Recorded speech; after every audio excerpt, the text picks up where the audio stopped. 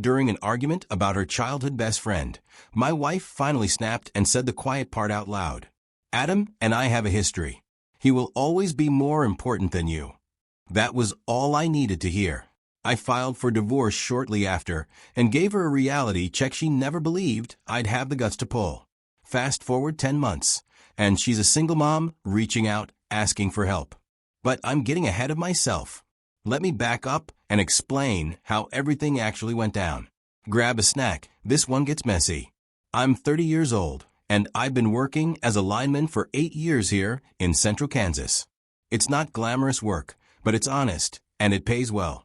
I live in Wichita, and before all this blew up, I genuinely believed my ex-wife Amelia and I had a solid life together.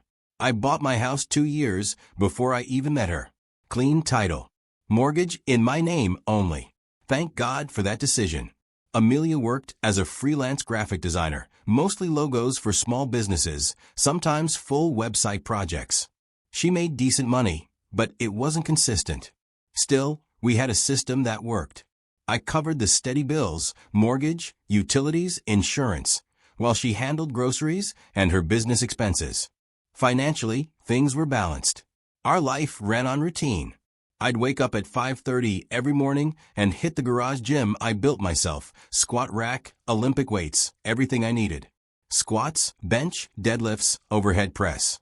Amelia never understood why I didn't just get a normal gym membership. Thought it was unnecessary. After my workout, we'd meet in the kitchen. Coffee for me. Some fancy tea blend for her. I'd check the weather radar. Storm season matters when your job depends on it. She'd scroll Pinterest, looking for design inspiration. Then I'd head to work, and she'd start her day from her home office. Most evenings, I got home around 4 o'clock unless there was a call out. She usually wrapped up work around 5. We'd take Ranger, my German Shepherd, for a walk. I raised him from 8 weeks old and trained him with structure from day one. By 6 months, he had commands locked in. Sit down, stay, come, heel.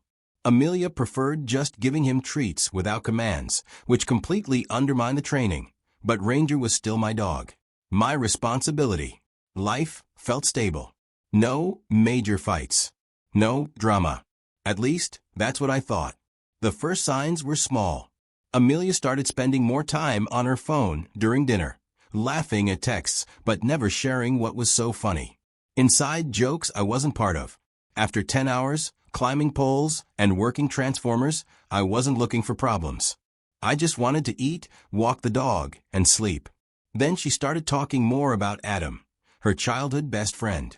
He'd just moved back to Wichita with his wife, Bella. Amelia was excited to reconnect.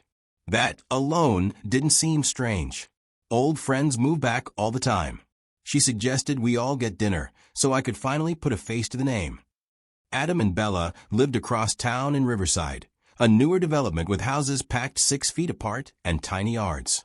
Adam answered the door. Average height, designer jeans, haircut that probably cost more than my work boots. His handshake was fine, but his hands were soft, desk job hands, manicured nails.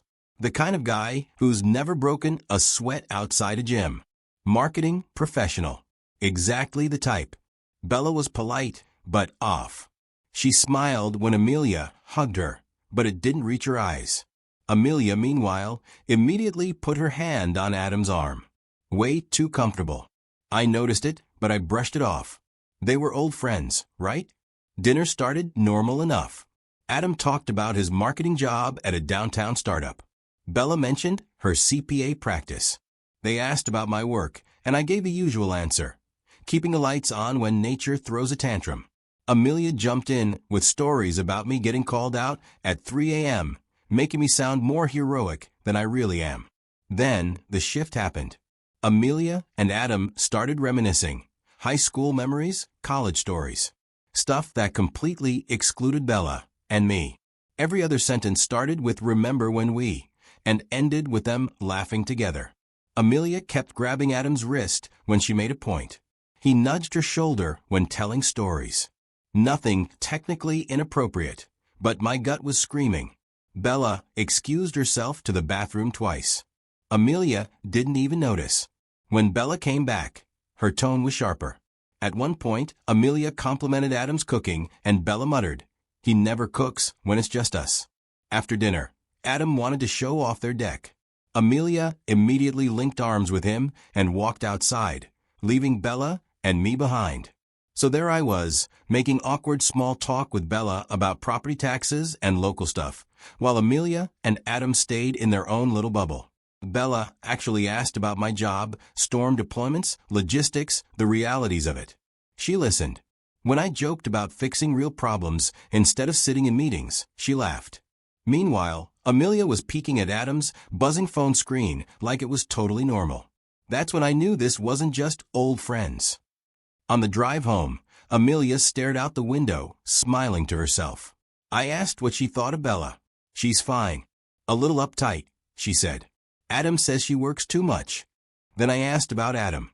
She lit up. "He's exactly how I remembered. Funny, smart, easy to talk to. I'm so glad he moved back." "Yeah, I bet." Over the next few weeks, patterns started forming. Amelia stayed up late helping Adam with design projects. Funny, because design work doesn't usually require midnight texting. She laughed at her phone during morning coffee and slammed apps closed when I glanced over. 2 weeks later, dinner happened again, this time at our house. Same dynamic. Amelia and Adam completely absorbed in each other. Bella and I basically invisible. Bella mentioned maybe taking a weekend trip to Denver. Adam jumped in immediately. "We should all go. Like old times." Amelia lit up. After they left, Amelia spent an hour texting. "Adam's sending reunion pictures," she said. "Sure." Then came the breaking point. Amelia told me she was spending Saturday shopping with Adam for Bella's birthday gift. Just the two of them, because Adam apparently has great taste, and Bella is hard to shop for. Nothing screams platonic friendship like spending 6 hours alone with another woman's husband. I suggested Bella might want to choose her own gift. Or, at least that we all go together. Amelia rolled her eyes. "You're being weird about my friendship. Adam and I have always been close. You knew that when you married me." "No, I knew you had a friend. I didn't know that friendship included lingerie shopping dates." Saturday came. She was gone 6 hours. She came home with shopping bags from stores she'd never shopped at before. Locked herself in the bathroom for an hour. When she came out, her hair was different. She smelled like new perfume. And yeah, new lingerie. Expensive. I asked about it. She said she just wanted to feel better about herself. Sometimes new lingerie helps confidence, right? Bought while out with another man. Totally normal. She gushed about the shopping trip. "We found the perfect necklace for Bella. Adam has such great taste." Then she described lunch downtown, boutiques, trendy coffee shops. It sounded like a date. I pushed back. Suggested she include Bella more since Bella clearly seemed uncomfortable. Amelia's expression changed instantly. "Bella's just jealous. She doesn't have a close friendship like Adam and I do. Not everyone understands how special our connection is." Special connection. I suggested more double dates that actually included all 4 of us. She snapped. "Oh my God. So now you're insecure because I have a male friend? It's the 21st century, Ezra. Grow up." I told her it wasn't about male friends. It was about boundaries. About respect. "You're acting like his girlfriend, not his friend." That's when the mask came off. Maybe if you put half as much effort into our relationship as Adam does, I wouldn't need emotional support from someone else. We fought for over an hour. She accused me of being controlling, jealous, threatened by Adam's success. I told her success usually doesn't involve midnight texts with another man's wife. She said, "You don't understand our history, our bond, our special dynamic. We've been through everything together. He knows me better than anyone." "Better than your husband?" I asked. She looked me dead in the eye. "That's different. You're my partner. Adam is my person." That was it. Her person, while she was married to me. Meanwhile, Adam's wife sat in our living room every visit miserable, while her husband played emotional husband to someone else. I asked her how she'd feel if I had a female friend I texted until midnight, went on solo trips with, and called my person. That's different, she said. Adam and I have been friends for 15 years. We're not doing anything wrong. Then why does Bella look miserable every time? I asked. Because she's insecure and controlling. Adam says she's jealous of all his friendships. Of course, he does. 3 days later, Amelia announced she was going to a concert with Adam. Downtown venue. Bella wasn't invited, she doesn't like the music, and would just complain. I was done.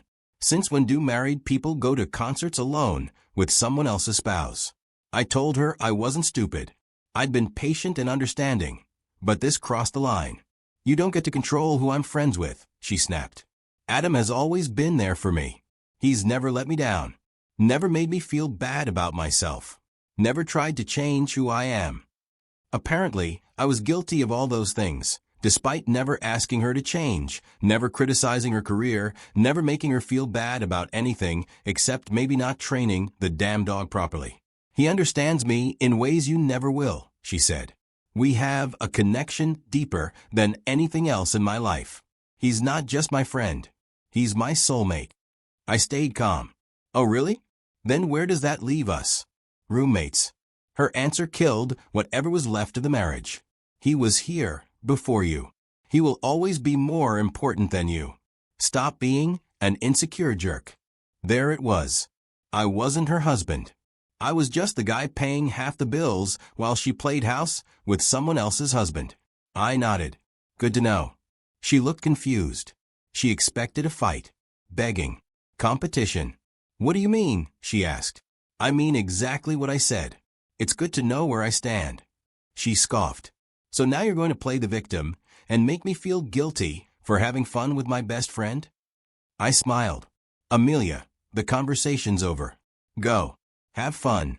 I mean it. She stared at me, then walked out. I went upstairs, checked my bank account, and started planning my next move. She'd made her choice. Now I was making mine.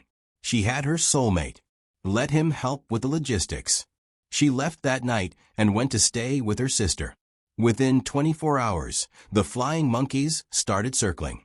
Her sister called me controlling.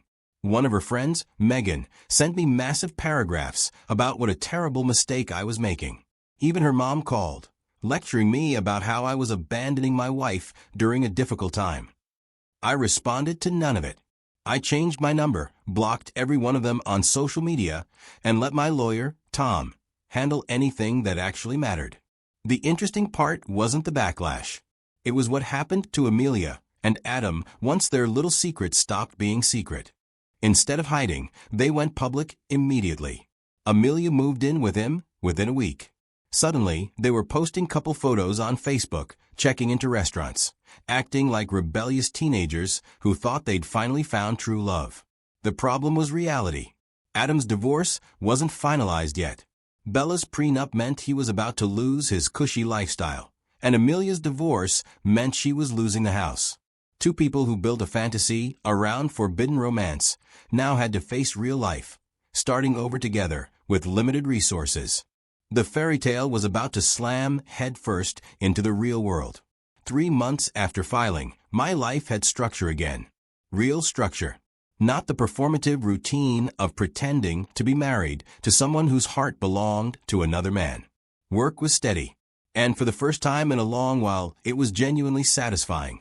Storm season brought mutual aid deployments across Kansas and Oklahoma. I spent 2 weeks in Joplin helping rebuild distribution lines after a tornado outbreak. 12-hour shifts, stacking overtime, padding my post-divorce savings. My supervisor noticed. You've been more focused lately, he said during my quarterly review. Whatever you were dealing with, it looks like you sorted it out. I got promoted to lead lineman on my crew. Better pay. First pick of overtime. Training became my religion. The garage gym saw daily use, and the numbers kept climbing. Bench went from 205 for 5 reps to 245 for 5. Squats jumped from 350 to 365. Deadlifts hit 405 for triples. Overhead press climbed to 135 for 5. Consistent progress, all because I finally had unlimited time to focus on myself. It was refreshing after months of trying to decode what everything's fine actually meant. Some mornings I lifted angry. Some mornings I lifted exhausted. But I showed up every day at 5:30, moving weight until my head cleared. Ranger thrived too. Extra attention. Daily obedience work. Sit down, heel, place, until the commands were bulletproof. I introduced an e-collar system and spent weeks conditioning him properly. He could now hold a place command for 20 minutes while I worked in the garage. His recall was instant, distractions or not. He needed mileage, so we started running. 3 miles became 5. 5 became 7. He loved the routine. I needed the reset, putting one foot in front of the other until my brain stopped churning. 5 months after filing, I bought the Indian Scout bobber I'd been researching. Black on black. Mid-controls. Vance and Hines slip-ons. Tail tidy to clean up the rear end. I took the MSF course, bought proper gear, and started exploring Kansas back roads on weekends. The Scout was perfect for Kansas riding. Enough torque to pass anything on the highway, comfortable for all-day trips. Reliable enough that I never worried about breaking down. Indian nailed the build quality. That 1,133 cubic centimeters engine had the perfect V-twin rumble. Every ride felt like therapy. The bike was freedom. Saturday mornings became my reset button. No destination, just me and open road. Farm roads through the Flint Hills. Stopping at small town diners where the coffee was strong and the conversations were real. Money flowed differently without Amelia's expenses. No more joint credit card charges for restaurants I'd never been to, boutique shopping sprees, or mysterious weekend trips. My individual account grew steadily while Amelia and Adam learned just how expensive true love really is. Through Bella and mutual friends, I got updates. Adam's divorce cost him exactly what Bella warned him it would: spousal support, legal fees, zero claim to her family's property. Amelia's freelance income couldn't cover their apartment rent. So Adam was working overtime to support 2 households while his divorce dragged on. Romance buckles under financial pressure. Turns out secret hotel weekends lose their magic when you're splitting grocery bills and arguing over utilities. Who could have predicted that? The real surprise was Bella. 6 weeks after Adam moved out, she texted me asking if I wanted to grab coffee. Not to vent. Not to dissect the past. Just because she was bored, and I was one of the few people who understood the weirdness of what we'd been through. Coffee became a regular thing. Bella was good company. Smart, dry humor, no interest in rehashing old wounds. We talked about work, movies, travel, Rangers training, normal adult conversations between 2 people who happened to share an unfortunate history. She'd started her own CPA practice post-divorce, focusing on small businesses that valued her attention to detail. 8 months post-divorce, we officially started dating. Slowly. Coffee turned into lunch. Lunch became dinner. Dinner became weekends, dog parks, bookstores, motorcycle rides through the Flint Hills. She fit on the back of the Scout like she belonged there. Asked smart questions about the bike, appreciated the engineering, never complained about wind or distance. The chemistry was real. Meanwhile, Amelia and Adam were discovering that soulmates don't magically fix money problems or fundamental incompatibilities. Through the grapevine, I heard about their fights, money, future plans, whose fault the divorces were, whose sacrifice mattered more. All background noise. My focus stayed forward: work, training, and relationships built on mutual respect. I was living my best life. 10 months after filing, the divorce was nearly final. Tom handled it clean. I kept the house, Ranger, and my retirement accounts. Amelia kept her shaky business, her car, and whatever dream she still had with Adam. No alimony. Exactly the break I wanted. Bella and I were solid. Not rushing, just building something real. She started spending weekends at my place. Ranger adopted her immediately. Dogs no. Then came the final chapter. Friday night, my buddy Nate suggested we check out a new place downtown. Live music, decent food. Bella brought her friend Meredith, who Nate had been wanting to meet. Double date potential. As we waited, Nate leaned in. "Bro, I'm nervous. What do I say first?" Nate, I said, are you serious right now? Don't act all coy. Shut up, he muttered. I just don't want to look cringy. Well, you kind of are. Then Bella and Meredith showed up. We'd been there maybe an hour when she walked in. Amelia. She looked rough, tired, stressed, hair shorter, cheap dye job. She'd lost weight she couldn't afford to lose. The confident woman who once declared Adam her soulmate was barely holding herself together. She spotted us immediately and made a beeline for the table. Bella tensed beside me. Nate muttered, "Oh hell no. Bad timing." Meredith just looked confused. "Ezra, I need to talk to you," Amelia said, no greeting, no hesitation. "Please. Just 5 minutes." "We're busy," I replied. "Talk to Tom." "It's not about the divorce," she said. "It's something else. Something important." Her voice was tight, barely holding it together. "Fine," I said. 5 minutes. We stepped to a quiet corner near the back bar. She was shaking. "Adam's in trouble," she started. "Real trouble. The police came to our apartment yesterday. Federal charges." I waited. "Tax evasion," she said. "Fake contractors. Unreported income.